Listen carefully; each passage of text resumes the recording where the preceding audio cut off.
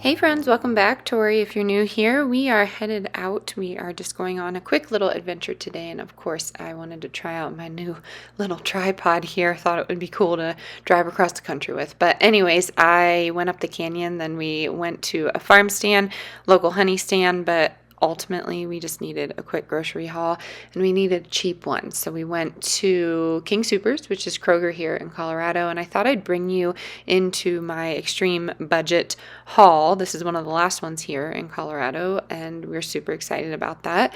And then afterwards I was going to share with you some of my recipes that I like to make when we are on this strict budget. Alrighty, let's see if I am going to be able to do this without a voiceover, but we just got back from the grocery store. Quick little haul to hold us over. A lot has happened in the last 48 hours and we're very excited. So yeah, we have some organic celery, organic cucumber, organic bananas, Stacy's organic white flour tortillas, super yum. The Teton Waters Ranch was on sale, so we got this for $4.99, pretty awesome, and it makes a really good sheet pan meal. I got some oven roasted turkey breast for sandwiches. I found some Black Forest uncured regular ham, normally $8.49, but it's $4.09 here, 2 of those. And then I also got some dill. I was going to do blue cheese and celery, but I'm just going to make a ranch because I couldn't find any that had, a good price on them. We got some California salad roll. We have some Kerrygold Irish butter. We have blackberries, raspberries, and kiwi for our fruit this week. Man, that was pricey. We have half and half, organic half and half. We have me out of breath chasing after these kids. Avocado oil, classic sea salt, Boulder Canyon chips. We have some Good Culture low-fat cottage cheese. They didn't have my regular. Reduced fat yogurt tubes. We have some organic sharp white cheddar. I really like this. And then 2 Colby Jacks. We have some sour cream. We do have some Prosecco. We are celebrating. I will let everybody know about all that when the time is ready, but we're very excited. And what else do we have? We have cage-free organic eggs. It kills me inside to buy these after we had chickens, but that's okay. We're going to get them again very soon. 18 eggs in this. And then the Izio Bakery, I can always count on to be discounted. So it was $2.59 for the everything. The ciabatta was also, sometimes it's pricier. Yeah, $2.69. And then the Lucky 7 multigrain, $2.69.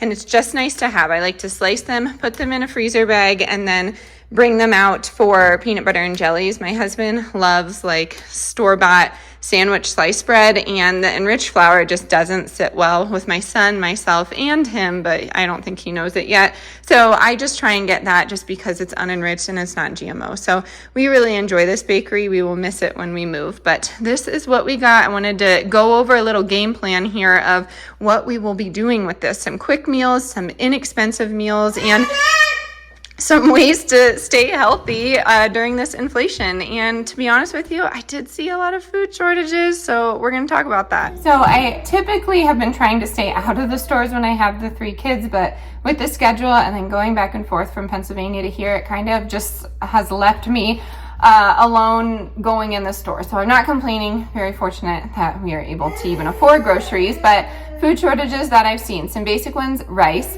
and canned beans. They have other varieties, so that makes me think it's a brand thing, but that was a big one. And then there's no chicken, and someone said the supplier is a little messed up in our area, so that could explain that, but the vocal 1-year-old. But I keep getting comments still that say, I don't have food shortages in my area, and there's no food shortages, and that's fabulous for you. I haven't said it in a while, but it's not all about you. There are food shortages everywhere, and that doesn't mean empty shelves all the time. It could mean a food shortage for you, yourself personally, and that is kind of what I'm talking about. Being able to afford these inflated prices and being able to look past a shortage and make something with what you have. My grandmother always said to make something from nothing. So look in that cabinet. Maybe you don't have rice, but hey, maybe you have pasta, maybe you have potatoes. Just think outside the box when it comes to preparing meals for your family that will be pretty basic,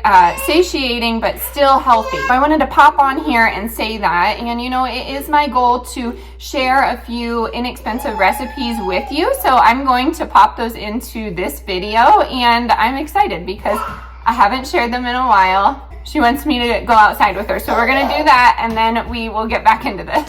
Hey friends, tonight's dinner we are making a chicken corn chowder. What you're gonna need for the chowder is some potato, some sweet corn, some bell pepper, and then some beans. I'm just using some assorted beans that I did the other day in my crock pot, but I'm gonna make this soup on the stove.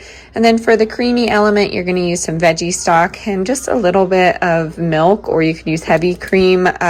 I don't really thicken this. I let the potato do that. And if it's not thick enough, I actually add powdered potato, and that seems to help it thicken up.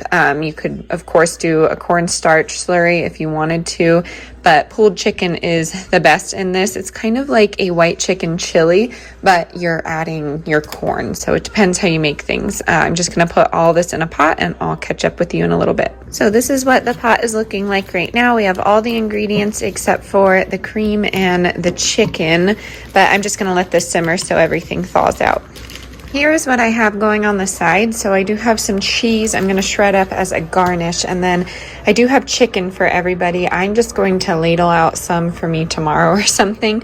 But the way I guess you can call it like temper my milk is just pour my creaminess of choice. So right now I'm just using whole milk, and then I put about a tablespoon or two of the soup liquid, and this is what it looks like right now. And that way it just warms up the milk a little bit. I'm pretty sure you could just warm this in the microwave if you wanted to, that milk, but I don't want it to completely curdle, I guess, if I put it directly in there. So I'll just show you how I do that quick.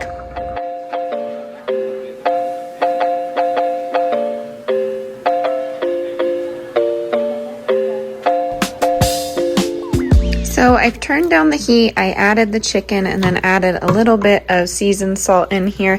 I'm going to cover it and let this simmer for around 10 to 12 minutes, and then you should be good to serve. Soup is very hearty and it can be made into leftovers, and that's what's important here. First meal is going to be some penne pasta with Italian sausage, and we are going to pair that with like a pumpkin cream sauce. And I'm going to have everything typed out for you in the description box, but if you can't get to that, just send me an email and I will let you know how to make this. Just again, send me an email. I think that's the easiest way to kind of relay it if you're watching from your television and you're curious, but all you got to do is watch. So here it is. I'm going to use half of the sausage, half of the cream cheese, half of the pumpkin, and you're going to save that for another meal towards the end of the week. And we are going to do the whole box of pasta. I'm feeding a family of 5. I know there are going to be so many people that say we don't eat like this, I don't like this, I don't like that, but try and keep an open mind. And if ever you're stumped on anything to swap,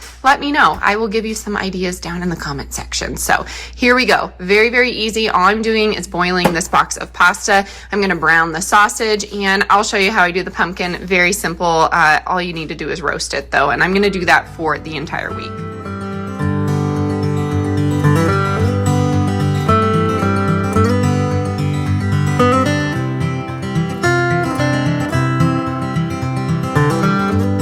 I just take some olive oil, drizzle that on there.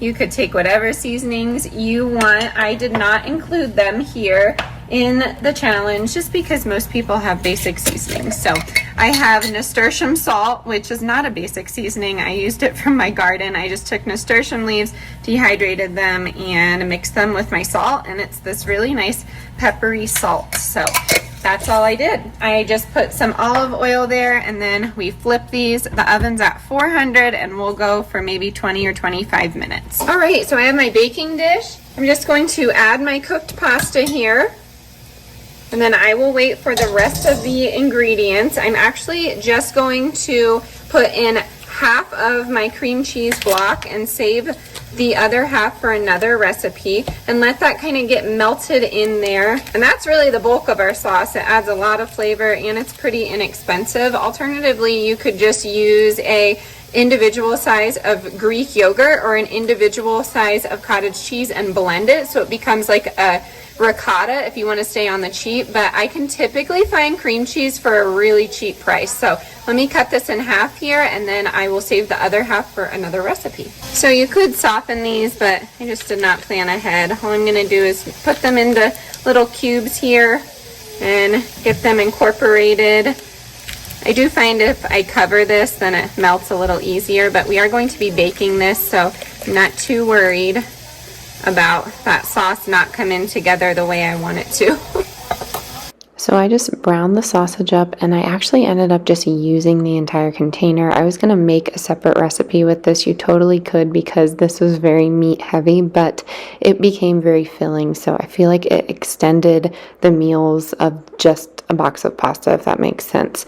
All I did with the pumpkin, I flipped it over, as you can see me trying to struggle here with one hand, but flipped it over, let it cool, and I just used one half of the pumpkin for this recipe, saved the other half for other things for the week. But I ended up adding about 3/4 cup of milk, and that could be part of your challenge. Milk is pretty inexpensive, especially at King Soopers, Kroger. It can often go on sale for 99 cents or below that if you find a clearance item. So I just added that to my pumpkin, took my immersion blender with some salt, pepper, and garlic, and it became a sauce. Looking back, I have done it so many different ways. I would have just put the cream cheese into this sauce and then blended it all together. You can really do it whatever way you want to. And if you did that, you wouldn't really have to use milk, but you would need some sort of liquid. The pumpkin does get a little water out of there, but not a lot. So you could add water to that just so you could avoid using milk. But this is how we did it. I baked it in the oven for around 10 minutes, and this ended up being so filling. We just took half of it and froze it. It's really easy to just pop in the oven whenever we need something quick and delicious, but I hope you try this one. Let me know if you do. Next on the list is my favorite sweet potato burgers. So I typically use black beans. I don't have any right now that I want to use up, so I'm going to use up these chickpeas. These are super cheap at Walmart. I'm going to use a can of green chilies. I get the mild, and then I just have this sweet potato cooling off. It was boiling, and I did my little trick to get the skin off here. And what I'm going to do is mash that in here, and then I like to take my chickpeas or black beans, whatever bean I'm using, and grind it up in here.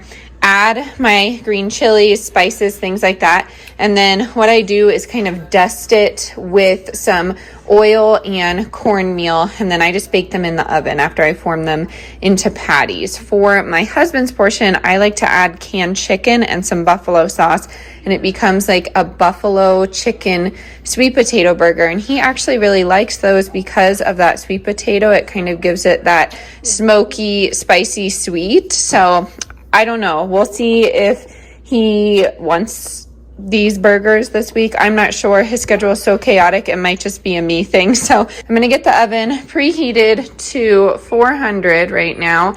And then I'm going to show you how I make these and put them together. All right. Harry Potter is going strong back there. Sorry about the noise.